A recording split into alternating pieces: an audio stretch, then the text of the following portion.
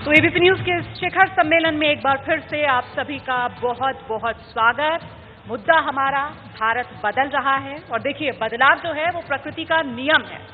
ऐसे में भारत बदल रहा है, लेकिन भारत में हो रहे इस बदलाव को किस दिशा में बढ़ते हुए देख रहे हैं। अपनी राजनीति के जरिए मुस्लिम हितों की रक्षा करने का दावा करने वाले एआईएमआईएम के नेता असदुद्दीन ओवैसी साहब हमारे बीच मौजूद हैं और उनके सामने होंगे बीजेपी के महासचिव भूपेंद्र यादव, जो बीजेपी के संगठन में फूंक फूंक कर कदम रखने के लिए जाने जाते हैं और कुछ नपे तुले अंदाज में अपने शब्दों को भी चुनते हैं। तो आमने सामने असदुद्दीन ओवैसी साहब, भूपेंद्र यादव जी, जोरदार तालियों के साथ दोनों खास मेहमानों का मंच पर स्वागत करेंगे हम। और इस सत्र का संचालन करेंगी नेहा पंत। नेहा।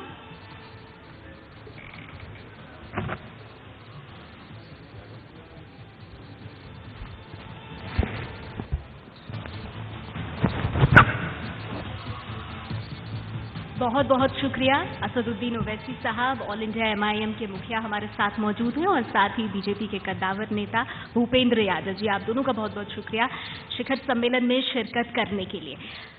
बदलते भारत की सियासत के दो बड़े चेहरे हैं आप, और आज इस सत्र के माध्यम से हम ये जानने की कोशिश करेंगे कि बदलते भारत की इस तस्वीर को आप लोग कैसे देख रहे हैं। इससे पहले कि मैं कुछ सवालों का सिलसिला शुरू करूं, हम दर्शकों से यहाँ मौजूद अपने ऑडियंस से सवाल लें। मैं आप दोनों से बारी बारी से ये जानना चाहूंगी कि बदलते भारत की तस्वीर को आप कैसे देख रहे हैं। सबसे पहले ओवैसी साहब, अगर 2 मिनट में आप ये रख पाएं कि बदलते भारत को आप कैसे देख रहे हैं। देखिए, यकीनन हमारे मुल्क को आज़ाद होकर 71 साल का एक लंबा अरसा हुआ है।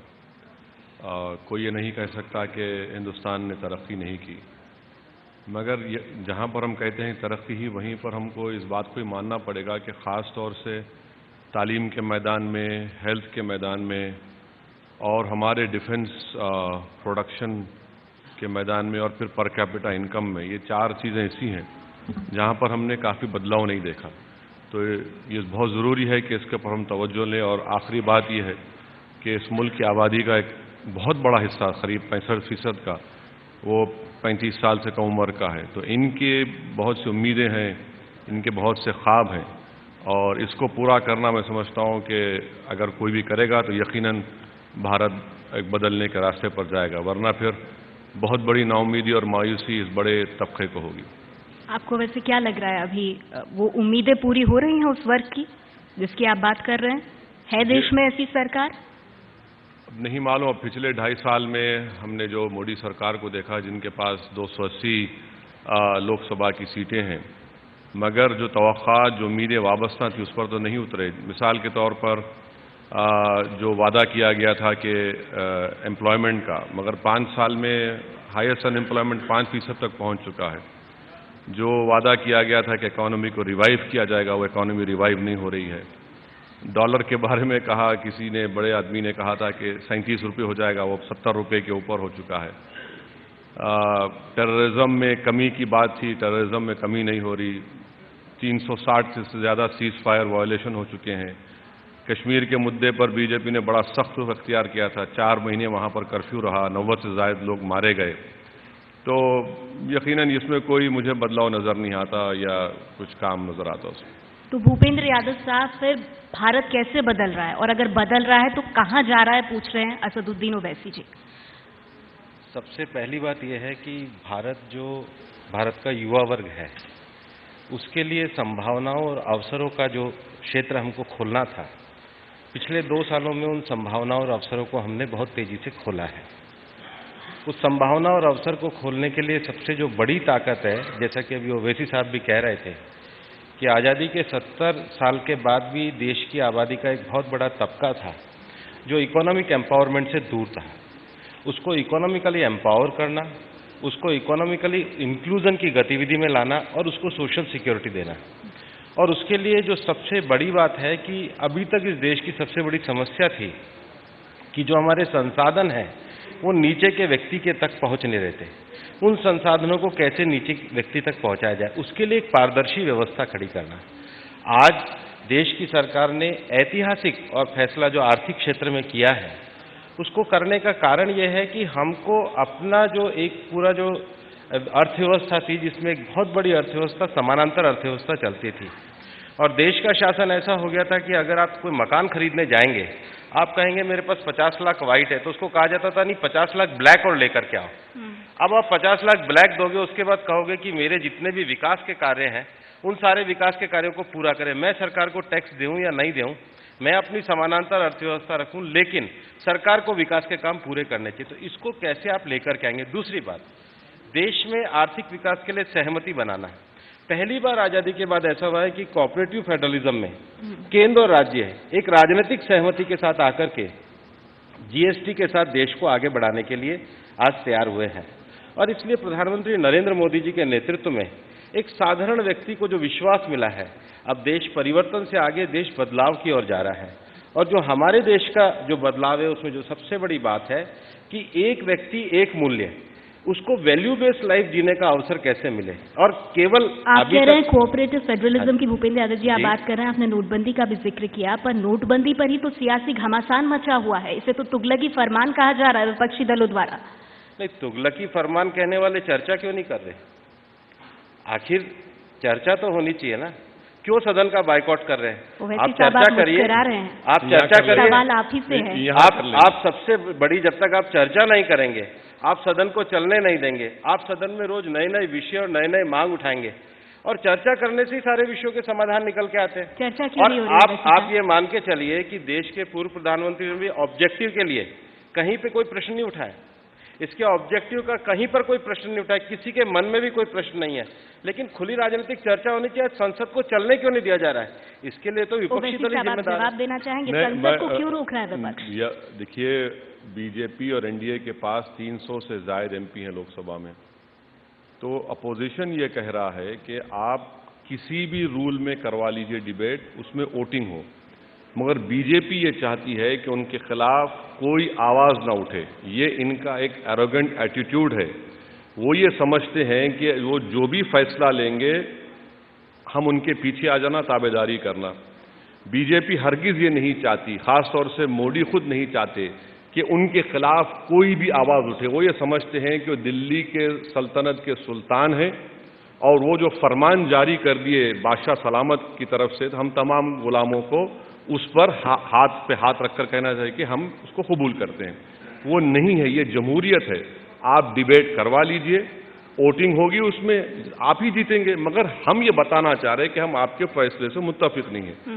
दूसरी बात यह है कि 8 नवंबर से लेकर अब तक सल्तनत मुगलिया में शायद इतने फरमान किसी बादशाह ने जारी नहीं किए थे कि जितने अब तक 180 फरमान जारी हो चुके हैं। अब ये नहीं मालूम कि कल तक क्या होने वाला है। तीसरी बात यह है कि नेशनलिज्म की डिबेट आपने उसको जोड़ दिया। पहले 8 नवंबर के दिन कहा कि काउंटर फिट करेंसी को खत्म करना है, जब ये कहा गया कि नहीं खाली 0.07, तो कहा गया नहीं टेररिज्म को खत्म करना है। फिर जब टेररिस्ट मारे गए कश्मीर, उनके पास नए 2000 की नोट निकली, तो कहा ब्लैक मनी को खत्म करना है। फिर जब पब्लिक ने कहा कि ब्लैक मनी में कैश सिर्फ 4% है, तो कहा गया कि नहीं नेशनलिज्म पे आ गए। जब नेशनलिज्म की दाल नहीं गली तो कहा गया कैशलेस सोसाइटी। इन तमाम में 90 से ज्यादा लोग मारे गए हैं। मैं सिर्फ इतना जानना चाह रहा हूं कि प्रोफेसर रोगोनॉफ, कौशिक बासु और आपके लैरी समर्स, ये तमाम लोग चलिए ये गलत कह रहे हैं। आपकी ताईद में कौन है? अमिताभ बच्चन। आपकी ताईद में कौन है? अजय देवगन। क्रिकेटर्स हैं। यही लोग समझ रहे हैं डिमोनेटाइजेशन को। हिंदुस्तान की अवाम ये जानना चाह रही है कि भाई साहब मेरा पैसा बैंक में है, कौन से लॉ के तहत आप मुझे रोक रहे हैं? आर्टिकल 300A मनी, पैसा जो है प्रॉपर्टी है, आप कौन से लॉ में रोक रहे हैं मुझे बताइए। किसने अख्तियार दिया आपको कि मेरा पैसा मैं नहीं निकाल सकता? आप जवाब देना कौन नहीं, वो बता दीजिए। आप लॉ बता दीजिए कि इसके तहत हम रोक रहे हैं। यहाँ नहीं तो आर्टिकल 360 में आप फाइनेंशियल इमरजेंसी रोकिए। हम आपके नेशनलिज्म डिबेट के कायल नहीं है। अगर मैं लाइन में खड़े होकर मर रहा हूं तो क्या नेशनलिस्ट हूं? ये क्या, मैं तो मरने के लिए नहीं कह रहा हूं, मैं पैसा निकालने के जा रहा हूं। जो लोग अपने पैसे के लिए लाइन में लाठियां खा रहे हैं, जिनकी मौतें हुई, उनका जवाब कौन देगा? राइट टू प्रॉपर्टी का अधिकार किसी का छीना नहीं गया है। दूसरी बात, अगर बैंक रेगुलेशन है तो जो reserve bank of India act है उसके सेक्शन 35(1) में बैंक को रेगुलेशन करने का अधिकार है।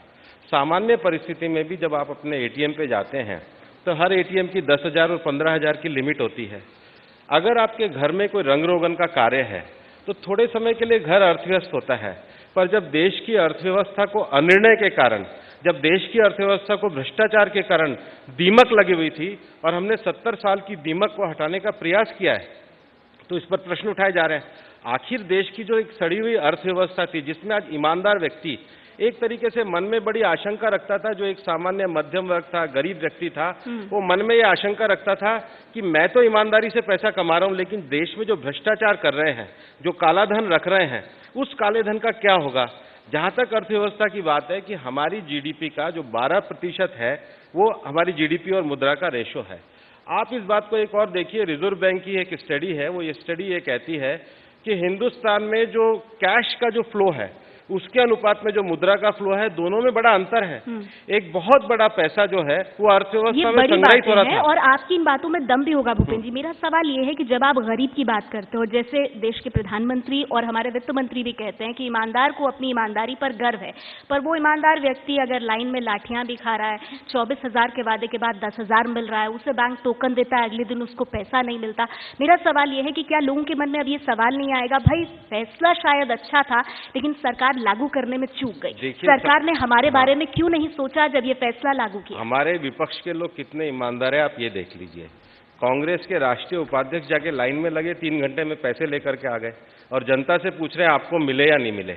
जनता को जो थोड़ी तकलीफ है उसको हम स्वीकार करते हैं, हम विनम्रता से स्वीकार करते हैं, लेकिन भ्रष्टाचार जो एक बहुत बड़ा कष्ट है, कालाधन जो एक बहुत बड़ा कष्ट है, इस देश में फेक करेंसी जो एक बहुत बड़ा कष्ट है। और फेक करेंसी में मैं आपको एक प्रश्न पूछना चाहता हूं कि वो जो 500 रुपए और 1000 रुपए की जो फेक करेंसी का नोट है, उसका एंड यूजर कौन है? वो तो गरीब को ही जाके मिलेगा, उसका एंड यूजर कोई बैंक नहीं है, उसका एंड यूजर कोई पैसे वाला आदमी नहीं है। अगर एक गरीब को फेक करेंसी का 500 रुपए का नोट मिलता है जिसको वो कहीं नहीं बदलवा सकता है, उससे अच्छा है कि 10 दिन के लिए लाइन लग जाए, लेकिन इस विषय का एक परमानेंट निपटारा हो जाए, और वही हमने किया है। मैं आपसे बता रहा हूँ। ओवैसी साहब अपनी बात रखिएगा, बस एक छोटी सी चीज जोड़ दूं। सर, क्या हम उन तस्वीरों को नजरअंदाज करते हैं जब नाले से इतने बड़े बड़े क्रेट निकल रहे हैं पैसे के, जब गंगा में फाड़ फाड़ के नोट बहाए जा रहे हैं, जब बहुत ज्यादा काला धन जो है वो निकल कर आ रहा है, तो लोग तो परेशान हैं, जिन्होंने काला धन जमा किया वो छटपटा तो रहे हैं या नहीं? देखिए, 14 लाख करोड़ 75,000 ब्लैक का पैसा है, ये गवर्नमेंट ने कहा, यानी 500,000 के। अब तक बैंक में 11 लाख करोड़ आ चुके हैं। मैं तो मुबारकबाद दूंगा कि आप पूरा वाइट कर देने वाले हैं अभी आप सबका, यानी 11 लाख करोड़ नवंबर दिसंबर के पहले हफ्ते में आ गए हैं, तो 30 दिसंबर तक तो 15 लाख करोड़ के करीब हो जाएगा। दूसरी बात, इनकम टैक्स की स्टडी है कि हिंदुस्तान में जो ब्लैक का पैसा है उसमें कैश सिर्फ 6% है, सिर्फ 6% है, और आप उसके पीछे जा रहे हैं। तीसरी बात यह है कि आप और कांग्रेस ने क्यों सुप्रीम कोर्ट से अपनी रिट वापस ली? आपने खुद बाहर के फॉरेन कंपनी से पैसा लिया इलेक्शन के लिए, और फिर आज आप अपनी रिट वापस ले लेते, और उसको कानून पार्लियामेंट बनाते इस तरह से है। कल आप लोकसभा में कानून पास कर दिए और प्रधानमंत्री गरीब को स्कीम बनाए, ये कंसोलिडेटेड फंड में नहीं जाएगा, ये फेडरलिज्म के खिलाफ है। और मैं क्यों आपकी तकलीफ उठाऊं, आप क्यों तकलीफ उठाऊं? आप कौन होते मुझे तकलीफ देने के लिए? नहीं, आप कौन तकलीफ देने के लिए? आप कौन होते? मैं क्यों ठहरूं आपके लिए 30 दिसंबर तक? क्या कोई गारंटी दे सकता है कि 30 दिसंबर के बाद मुझे पूरा पैसा मिल जाएगा? बताइए, गारंटी दीजिए। फाइनेंस मिनिस्टर कह रहे हैं कि और 2 क्वार्टर्स ठहरना पड़ेगा। किस लिए ठहरेंगे?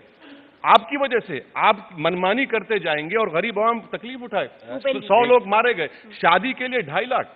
नहीं, कोई शादी करता है 2.5 लाख में? बताइए कहां से शादी होगी? 2.5 लाख भी नहीं मिल रहे उसको। तो ये हर चीज को बीजेपी जो है नेशनलिज्म से जोड़ देती है। और आप लोग एक बड़ी बात कह रहे हैं सर, मैं इसका जवाब भूपेंद्र जी, क्या हर चीज को नेशनलिज्म से जोड़ा जा रहा है कि नोटबंदी बड़ा फैसला है, इसके साथ हो तो राष्ट्र के साथ हो, नहीं हो तो एंटी नेशनल हो, क्या ऐसा हो रहा है? देखिए, 70 साल तक इस देश में एक बहुत बड़ा वर्ग अनऑर्गेनाइज्ड सेक्टर में रहा, उसको किसी ने सोशल सिक्योरिटी देने का काम नहीं किया। उसको सोशल सिक्योरिटी देने का काम हमारी सरकार के माध्यम से शुरू हुआ। और जब हम सोशल सिक्योरिटी की बात करते हैं तो किसी में भेद नहीं करते, भारत के हर आदमी को सोशल सिक्योरिटी मिलनी चाहिए, उसको सरकार देने का काम करती है। दूसरा, लगभग इस देश में 40% से ज्यादा लोग अनऑर्गेनाइज्ड सेक्टर में छोटे छोटे उद्योग धंधों में लगे हुए हैं। उनको मुद्रा योजना के तहत लाभ देने का काम ये हमारी सरकार ने किया। इस देश में एक बहुत बड़ा कौशल विकास की आवश्यकता है, उसको देने का काम हमारी सरकार ने दिया है।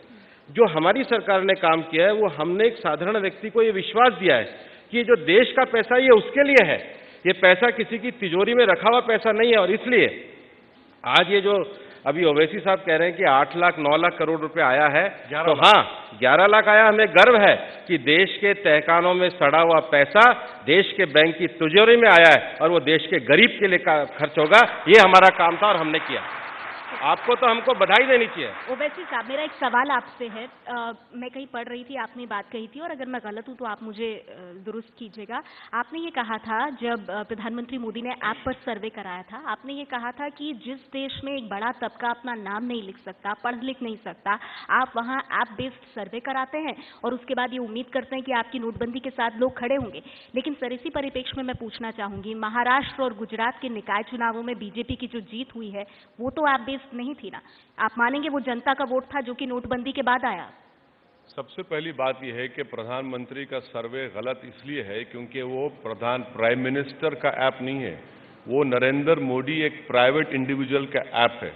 और याद रखिए कि इंफॉर्मेशन टेक्नोलॉजी एक्ट क्या कहता है कि अगर आप गवर्नमेंट को अपना इंफॉर्मेशन देंगे तो प्रोटेक्टेड है डेटा, प्राइवेट लोगों को देंगे तो प्रोटेक्टेड नहीं है।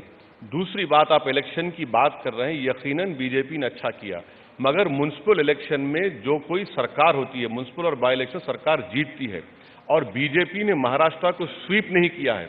शिवसेना भी खिलाफ है, कांग्रेस भी खिलाफ है, एनसीपी भी खिलाफ है, हम भी खिलाफ हैं। तो अगर आप इनके नंबर्स ऐड कर लेंगे तो आपको मालूम हो जाएगा कि बीजेपी का क्या है। मगर ठीक है, आपने जीता है, मानता हूं इस बात को, मगर क्या आप इस जीत को ये समझ रहे हैं कि 100 लोग की जान चले गई, क्या वो वापस आने वाली है? आज हजारों, आज आप अर्बन कोऑपरेटिव बैंक को इजाजत देते हैं मगर डिस्ट्रिक्ट और एग्रीकल्चर कोऑपरेटिव बैंक को इजाजत नहीं देते। आप कहते हैं कि पुराना पैसा लेकर आप गवर्नमेंट के फर्टिलाइजर दुकान जाइए, कितने फर्टिलाइजर दुकान गांव में है? तमाम के तमाम प्राइवेट में है। 2 साल के बाद बारिश हुई है, रूरल इकोनॉमी ग्रो होने वाली थी, जीएसटी आने वाला था और आपने एक फैसला ले लिया। अरे आप ये तो बताइए कि भाई इसमें आपने हासिल क्या किया? गरीब ही पिस रहा है। जो 50% आपने कहा कि दे दो और वापस कर लो, तो फिर ये कहां जाएगा? ये आपकी हर ये पॉलिसी नाकाम साबित होने वाली है और अब आने वाले 8 से 9 महीने तक यही तकलीफ उठाना पड़ेगा। डिजिटल इंडिया की आप बात करते, कल राज्यसभा में संतोष कुमार गंगवार ने स्टेटमेंट दिया कि 32 लाख डेबिट कार्ड में मैलवेयर आ गया था डिमोनेटाइजेशन से पहले। अब आप खुद बताइए फिर ये कहां जा रहे हैं? हम ब्लैक मनी आप बंद करिए, मगर आप खुद ब्लैक मनी इस्तेमाल करते हैं ना। भूपेंद्र यादव जी, तैयारी नहीं थी सरकार की, तैयारियों पर पूरी तरह से फेल रही है विपक्ष का आरोप। देखो, तैयारियों का एक पक्ष ये लोग रख रहे हैं, लेकिन आप दूसरा पक्ष भी देखिए। आज के 20 साल पहले अगर कोई व्यक्ति कहता कि हिंदुस्तान के हर गरीब के हाथ में मोबाइल होगा तो कोई आदमी विश्वास नहीं करता। लेकिन आज तैयारी क्या है? हमारे देश में 103 करोड़ मोबाइल के कनेक्शन हैं। हमारे देश में 117 करोड़ सेविंग अकाउंट है। हमारे देश में लगभग इस समय 40 करोड़ जो अकाउंट है वो आधार से जुड़ चुके हैं। जनधन योजना में हम लोगों ने 25 करोड़ अकाउंट खोल चुके हैं। देश के 103 करोड़ मोबाइल फोनों में 35% जो मोबाइल फोन है वो जो ऐप से जुड़े हुए, जिनको स्मार्टफोन कहते हैं, वो कहते हैं। तो हमारे पास एक ढांचागत व्यवस्था है। अब ये जो ढांचागत व्यवस्था है, अगर कोई मान लीजिए माइनॉरिटी का बच्चा है, उसको स्कॉलरशिप मिलनी चाहिए, क्या डायरेक्ट उसके बैंक अकाउंट में नहीं जानी चाहिए? क्या ओवैसी साहब उसका विरोध करेंगे? कोई ओबीसी का, SC ST का बच्चा है, उसकी स्कॉलरशिप डायरेक्ट उसके अकाउंट में नहीं जानी चाहिए, क्या ओवैसी साहब उसका विरोध करेंगे?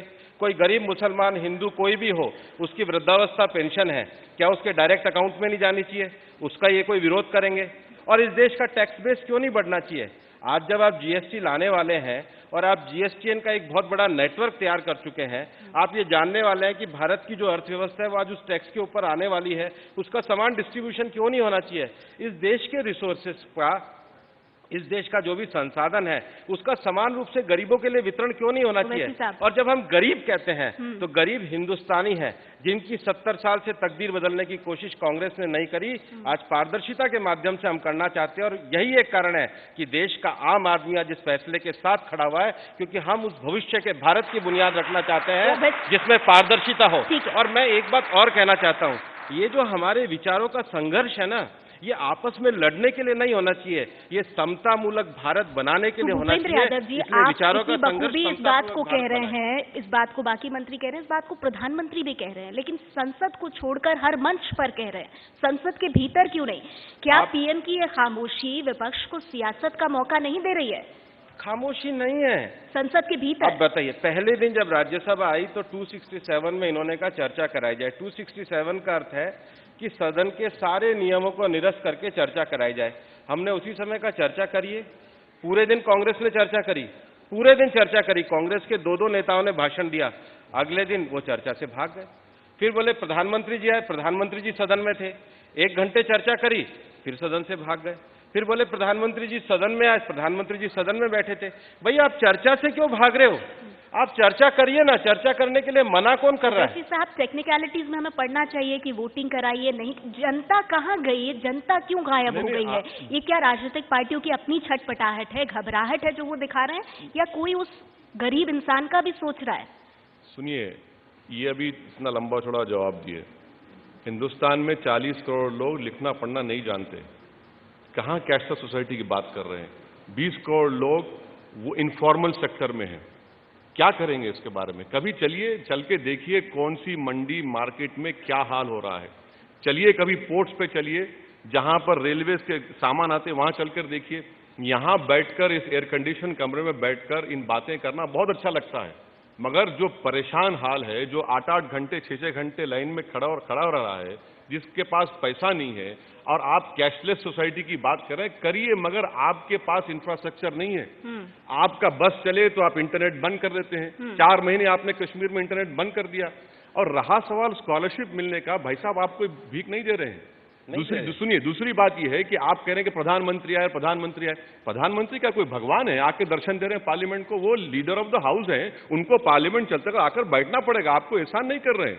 हिंदुस्तान की आवाम ने उनको प्रधानमंत्री बनाया, उनका काम है रोज आके बैठे, चाहे लोकसभा हो राज्यसभा हो। और आपके पास जब इतनी बड़ी मेजॉरिटी है तो लोकसभा में मान लीजिए, वोटिंग करवा लीजिए, आप ही जीतेंगे।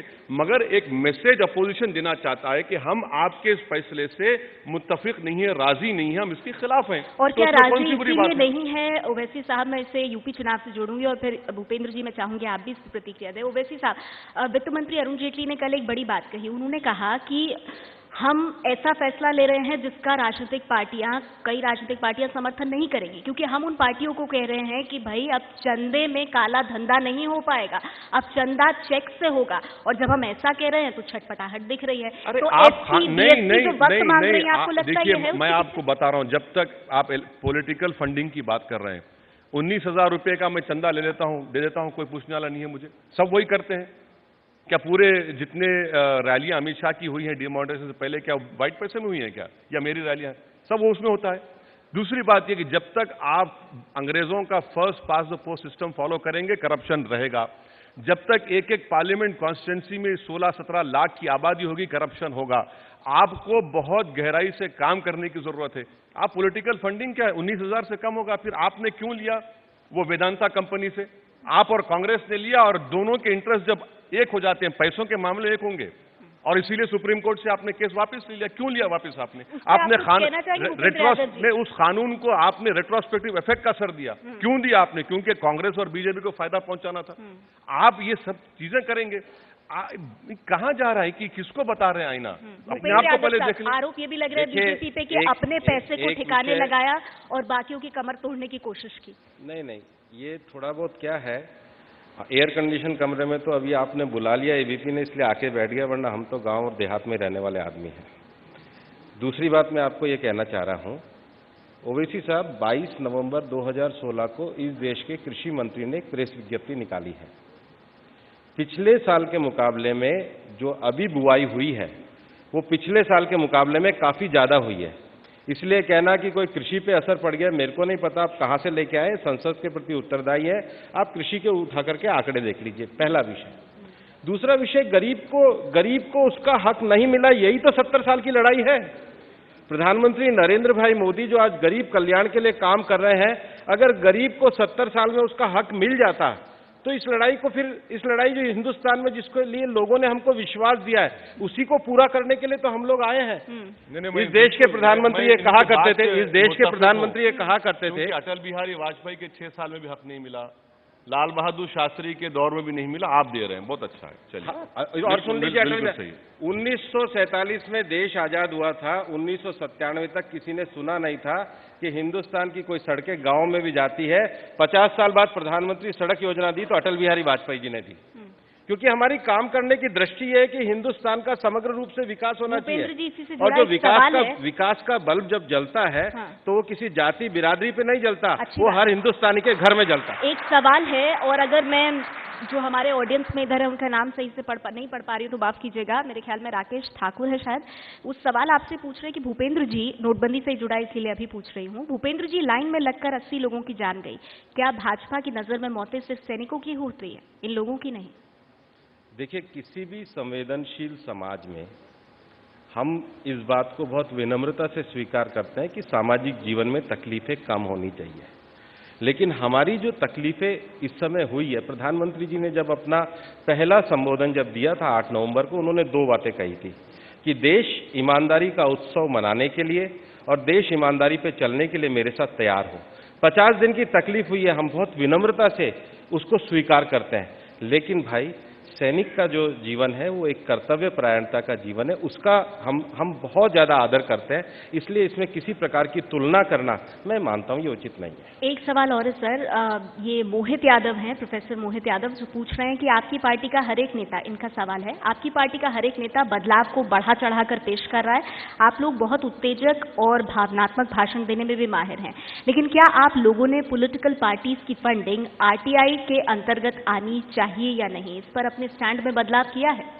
पॉलिटिकल पार्टी की जितनी भी फंडिंग है वो इनकम टैक्स के अंतर्गत उसका सारा असेसमेंट होता है, उसका ऑडिट होता है, और हमारे देश में निष्पक्ष चुनाव करने का जो एकमात्र बॉडी है वो इलेक्शन कमीशन है।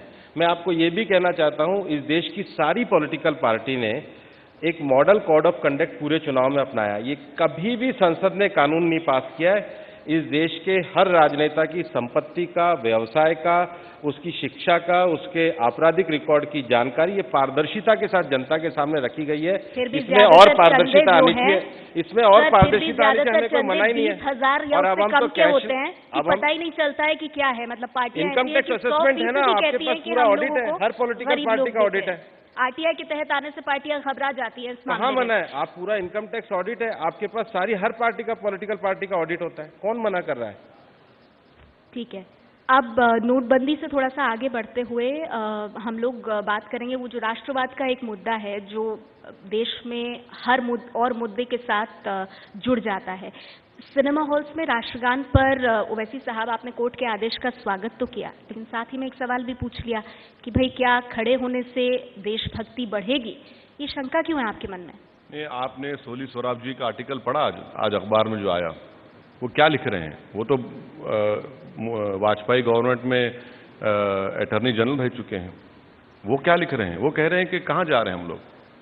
अगर वाकई में नेशनलिज्म को फरोग देना है तो थिएटर में क्यों भाई, आप बना दीजिए कानून के, पार्लियामेंट का रोज सेशन में जनगणना पढ़ा जाएगा, सुप्रीम कोर्ट से लेकर हाई कोर्ट से लेकर डिवीजन कोर्ट से मजिस्ट्रेट कोर्ट तक जो कोई भी शुरू होगा तो जनगणना शुरू होगा। कलेक्टर हैदराबाद जो भी होगा उस कुर्सी पे बैठने से पहले जनगणना पढ़ेंगे, बना दीजिए ताकि हो जाएगा। ये समझ में नहीं आता मुझे कि कानून कौन बनाएगा। अगर फर्ज करिए कल कोई नहीं उठ पाएगा तो क्या होगा? कौन चेक करेगा उसको? कौन चेक करेगा? और जो लोग विकलांग हैं, जो फिजिकली डिसेबिलिटीज हैं, उनको क्या करेंगे आप? कई लोग बीमार होते हैं, उनको क्या करेंगे? तो मैं नहीं समझता कि इससे नेशनलिज्म को फरोग होगा। ठीक है, अब कोर्ट का ऑर्डर है तो सराखों पे है, मगर मैं नहीं समझता कि इससे एक बूस्ट मिलेगा कि हर कोई जो है एक पेट्रियोटिक और नेशनलिस्ट हो जाएगा। ठीक है भूपेंद्र जी, आपकी पार्टी ने इस फैसले का स्वागत किया है कोर्ट के, लेकिन जो बात ओवैसी जी कह रहे हैं वो सोशल मीडिया पर भी चल रही है कि भाई फिर हॉल में ही क्यों? ये तो क्रिकेट के हर मैच से पहले हो, संसद की हर कार्यवाही से पहले हो, अदालत में जज बैठे उससे पहले राष्ट्रगान हो, हर जगह होना चाहिए फिर ये तो न्यायालय का निर्णय है, तो हम इस न्यायालय के निर्णय का स्वागत करते हैं। लेकिन मैं ये कहना चाहूँगा कि जो राष्ट्रवाद की अवधारणा है वो निर्णय से भी बहुत ज़्यादा व्यापक है। राष्ट्रवाद की अवधारणा का अर्थ है कि हर एक भारतीय के मन में भारतीय होने के प्रति सम्मान का भाव रहे। अपनी अलग अलग सामाजिक जीवन, सामाजिक विषयों को स्वीकार करते हुए हम इस देश के निर्माण के लिए अपना एक सकारात्मक योगदान दे सकें। अपनी अपनी आस्था, पंथ, मत और विश्वास को करते हुए इस देश के जो एक लंबे समय से चले आ रहे जो सांस्कृतिक मूल्य हैं उसको जीवंत बनाने का प्रयास करें। हम एक ऐसा समाज बनाने का प्रयास करें जिसमें आर्थिक प्रगति भी हो और सामाजिक न्याय भी हो। हम एक ऐसा समाज बनाने का प्रयास करें जिसमें भौतिक प्रगति भी हो और आध्यात्मिक मूल्य भी हो। राष्ट्रवाद एक बहुत बड़ी अवधारणा है और हमारा मानना है राष्ट्रवाद का अर्थ है जब भी देश को जरूरत पड़े तो अपने जीवन से बड़ा महत्वपूर्ण जीवन देश का होता है। यही हमारी राष्ट्रवाद की अवधारणा है। ओवैसी साहब, केंद्रीय मंत्री गिरिराज सिंह ने कहा है कि भाई फिल्म की शुरुआत राष्ट्रगान से हो, अंत राष्ट्रगीत वंदे मातरम से हो, तो ये बहुत ही अच्छा है देश की एकता के लिए। और जो लोग इस बात से असहमत हैं वो समझ लें कि पहले देश आता है फिर धर्म आता है। आप क्या कहेंगे? नहीं, मैं तो ये याद दिलाना चाहूंगा कि नेशनल फ्लैग की मुखालिफत किसने की थी? देखिए, मैं एक तथ्य कहना चाहूंगा, जब इस देश में 73 करोड़ डेबिट कार्ड है, इस देश में 117 करोड़ सेविंग अकाउंट है, इस देश में 25 करोड़ जनधन अकाउंट है, इस देश में 13 करोड़ किसान क्रेडिट कार्ड है, और आप कह रहे हो कि 97% बैंक से जुड़े हुए नहीं है। कृपया दोनों चीजों को वेरीफाई कर लीजिए। दोनों चीजें साथ नहीं चल सकती। 2% लोगों के पास दो बातें साथ नहीं हो सकती। नहीं है, या तो ये आंकड़ा सही है या आपका आंकड़ा सही है। सिर्फ 2% लोगों का क्रेडिट कार्ड है, बाकी के पास नहीं। ये मुद्दे आप लोग अगर सदन के भीतर चर्चा हो तो इससे बेहतर और क्या हो सकता है? मतलब पूरा देश इसकी उम्मीद कर रहा है। आप लोग अपने डिफरेंसेस सारी पार्टियां छोड़ के अगर इन्हीं मुद्दों को सदन के भीतर उठाएं। ओवैसी साहब, आप बार बार जो ये कह रहे हैं कि इतने लोग बैंकिंग से नहीं जुड़े हैं, कार्ड की बात छोड़िए, अकाउंट नहीं है, आपकी बात में दम है, लेकिन एक बात बताइए, क्या पिछली सरकारों का कोई कर्तव्य नहीं रहा? मैं एक देश के एक नागरिक की तरह पूछना चाहती हूँ कि जब मुझसे सवाल किया जाता है तो मैं ये सोचती हूँ कि आज़ादी के बाद इतने सालों तक वो पिछली सरकारें क्या कर रही थी? फिर वो आज जो सदन में खड़े होकर आवाजें उठा रही हैं, वो सत्ता में आई ना, और एक पार्टी को तो हम जानते हैं जो सत्ता में थी बहुत वर्षों तक, वो लोग क्या कर रहे थे? और अगर आज इतने लोग टैक्स उससे बाहर हैं बैंकिंग सिस्टम से, तो उनकी बहुत बड़ी जिम्मेदारी है, उन्हें अपने ऊपर लेनी चाहिए ये जिम्मेदारी। देखिए, मैं आपसे कह रहा हूं कि मैं जिंदगी भर अपोजिशन में रहूंगा। ये सवाल का जवाब देने के लिए आपको कांग्रेस को बुलाना चाहिए था, और अटल बिहारी वाजपेयी के कैबिनेट में जो लोग वजीर थे उनको बुलाना चाहिए था, या लाल बहादुर शास्त्री के। ये मैं उनका जवाब नहीं दे सकता, मैं जवाब नहीं दे सकता। यकीनन करना चाहिए था, मगर मेरा सवाल ये है कि इस मुल्क में हुकूमत किसी की भी रही हो, दो बड़े तबकों से इंसाफ नहीं बढ़ गए, तीन, दलित, आदिवासी और मुसलमान। इसीलिए जो सोशल डेवलपमेंट इंडिकेटर्स हैं वो इन तमाम के बुरे हैं, फाइनेंशियल इंक्लूजन से बहुत दूर हैं। जनधन अकाउंट 20-22 करोड़ खोले गए, मगर 21 करोड़ अकाउंट में आज भी 10,000 रुपये हैं या जीरो अकाउंट है। तो ये भी एक फैक्ट है।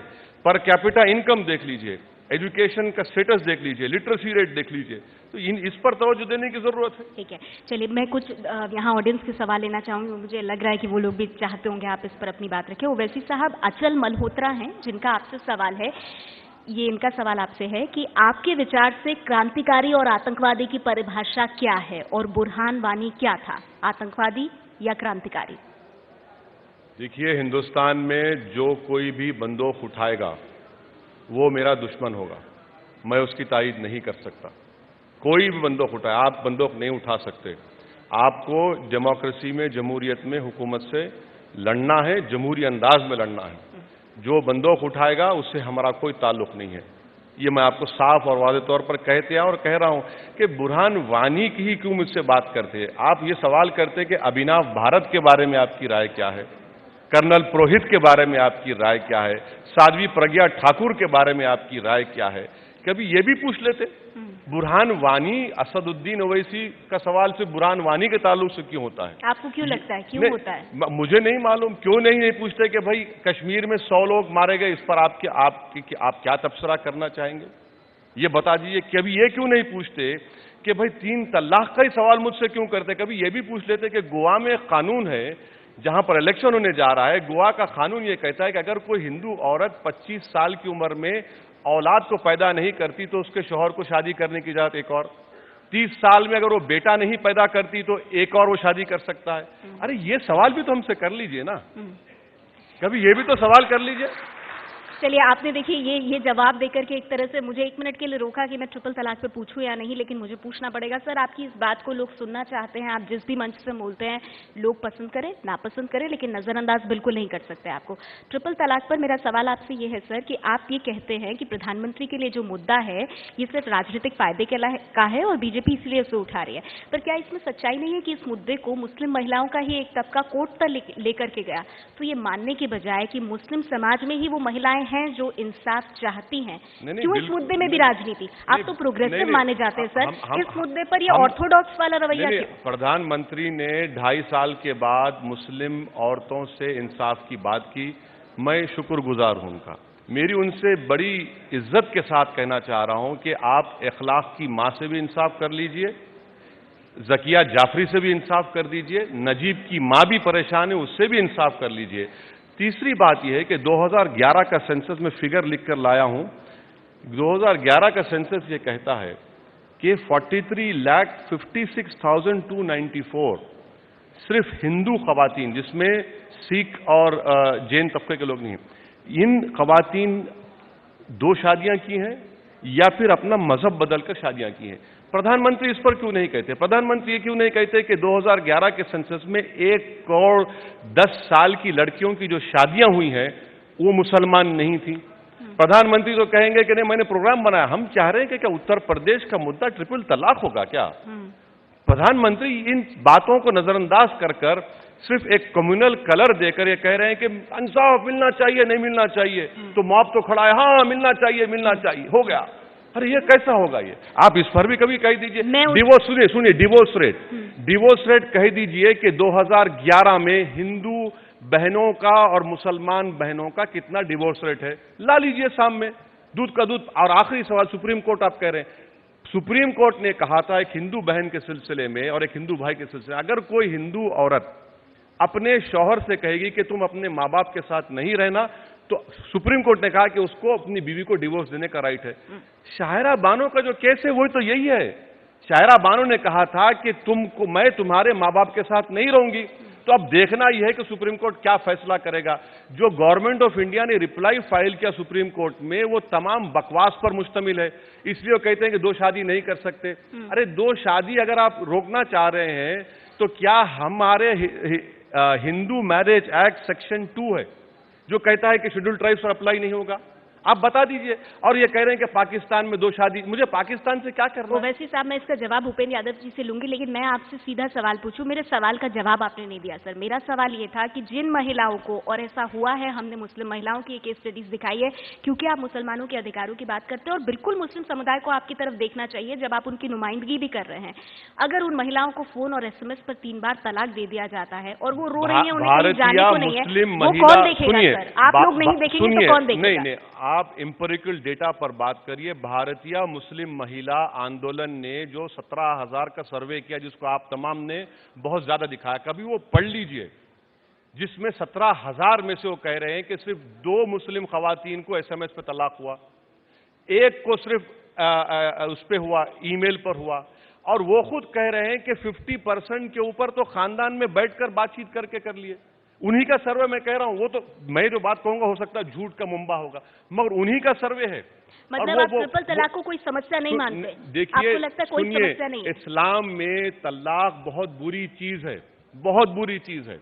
और इस्लाम को समझिए आप कि इस्लाम में जो हनफी स्कूल ऑफ थॉट फॉलो करते, जो सलफी हैं, जो शिया हैं, एक होमोजेनस कम्युनिटी नहीं है। यकीनन कई मुस्लिम पर्सनल लॉ बोर्ड के जिम्मेदारों ने कहा है कि भाई ये तलाक देने का तरीका ये सही नहीं है।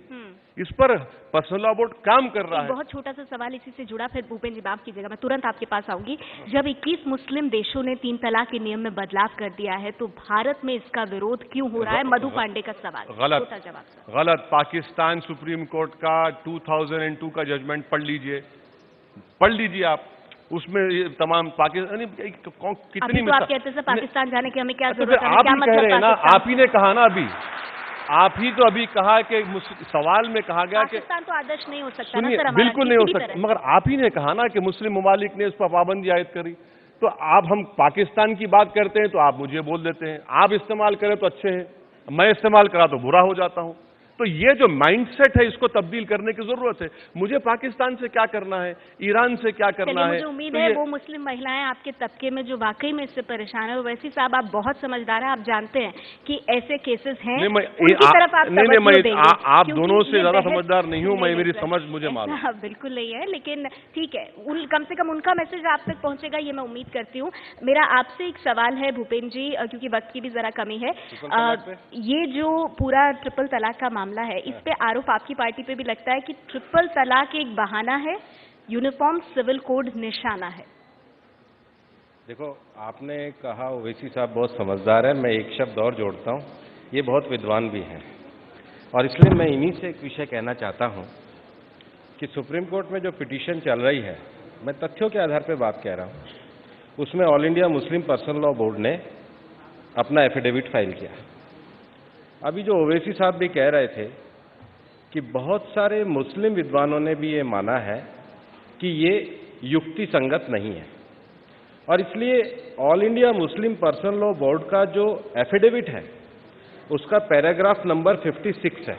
मैं आपको आप जाके देख लीजिएगा मैं कहां से कह रहा हूं। उस पैरा नंबर 56 में लिखा है कि बहुत सारे इस्लाम के विद्वानों की ये मान्यता है कि एक बार में 3 तलाक कहना या ट्रिपल तलाक देना ये युक्ति संगत नहीं है। तो जो युक्ति संगत नहीं है, जो अनडिजायरेबल है, वो हमारे कॉन्स्टिट्यूशन के अगर खिलाफ जा रहा है, जैसे हिंदुओं में देवदासी की प्रथा युक्ति संगत नहीं है, सती प्रथा युक्ति संगत नहीं है, तो उसको मान्यता के आधार पर नहीं कह सकते। जब आपका ही एफिडेविट कह रहा है कि ये अनडिजायरेबल है, तो आपको कम से कम उन मुस्लिम महिलाओं के हितों में आना चाहिए और कहना चाहिए कि अगर अनडिजायरेबल है तो हम इसको स्वीकार नहीं करते। दूसरी बात, आपने केवल पाकिस्तान की बात कही है, आज अफगानिस्तान में, ईरान में, बांग्लादेश में, ट्यूनीशिया में, जितने भी देश हैं उसमें इसको अमान्य करार दिया है। आप आगे आइए, प्रगतिशील बनिए और हिंदुस्तान की हजारों लाखों मुस्लिम महिलाओं को भी न्याय दीजिए, ये आपसे हम अपेक्षा करते हैं। मैं इतना ही कहूंगा कि उत्तर प्रदेश में कल प्रधानमंत्री खड़े रह के कह दें कि एग्रीकल्चर लैंड में उत्तर प्रदेश में बेटियों को उनका हिस्सा मिलेगा। चलिए कर दीजिए ऐलान। मैं आपसे आज आपसे एक और कह रहा हूं, सुनिए मेरी बात, सर मेरी बात मुकम्मल कर दीजिए। मुस्लिम पर्सनल लॉ बोर्ड ने 15 साल पहले कह दिया कि एग्रीकल्चर लैंड में मुस्लिम बच्चियों को हिस्सा मिलना चाहिए, दे दीजिए। दूसरी सुनिए सर, और एक चीज आप ये भी कह दीजिए कि मिताक्षरा और दयाबागा स्कूल ऑफ थॉट में जो लॉ ऑफ इनहेरिटेंस है उसको एक कर देंगे आप ये भी कह दीजिए कि नागालैंड मिजोरम में 371A और 371G को हम बर्खास्त कर देंगे, बहुत अच्छा है। आप इन चीजों को करने तैयार हो जाइए सर, आपको कौन रोक सकता है? अरे आपको खाली काऊ और यूसीसी पर फिक्र है, आप क्यों नहीं नागालैंड मिजोरम को आप कश्मीर में आईपीसी अप्लाई नहीं कर सकते? छोड़ दीजिए, आप सबको छोड़ दीजिए। मैं ना फिर कहना है कि जो अनडिजायरेबल है वो मुस्लिम पर्सनल लॉ बोर्ड के पैरा नंबर 56 में लिखा है, और आप हमें सिखाने से पहले जो शरीयत एक्ट 1935 का है, 37 का जो है, उसमें जो प्रोविजो लिख करके उत्तर प्रदेश में महिलाओं को, कम से कम मुस्लिम महिलाओं को, मुस्लिम लॉ के हिसाब से काश्तकारी में राइट नहीं मिला हुआ है, आप उसको दिलवा दीजिए, अपना कर लीजिए। बाकी का मुस्लिम पर्सनल लॉ बोर्ड ने कह दिया है, नहीं कह दिया, आप कर दीजिए ना, आप कर दीजिए, आप ऐलान कर दीजिए। अपने पर्सनल लॉ में आप डिस्क्रिमिनेशन कर रहे हो, आप ऐलान कर दीजिए। आप बहुविवाह के लिए कर रहे हो, लेकिन 37 साल में उन महिलाओं के साथ ठीक है सर, डिस्क्रिमिनेशन कर रहे हो, नहीं हुआ, ये तो ठीक है। मैं आपसे कह रहा हूं, ये तो ठीक है कि आज आप खुद स्वीकार कर रहे हो कि वो डिस्क्रिमिनेशन है, तो आपने आवाज क्यों नहीं उठाई? सुनिए, इस्लाम में मैरिज एक कॉन्ट्रैक्ट है।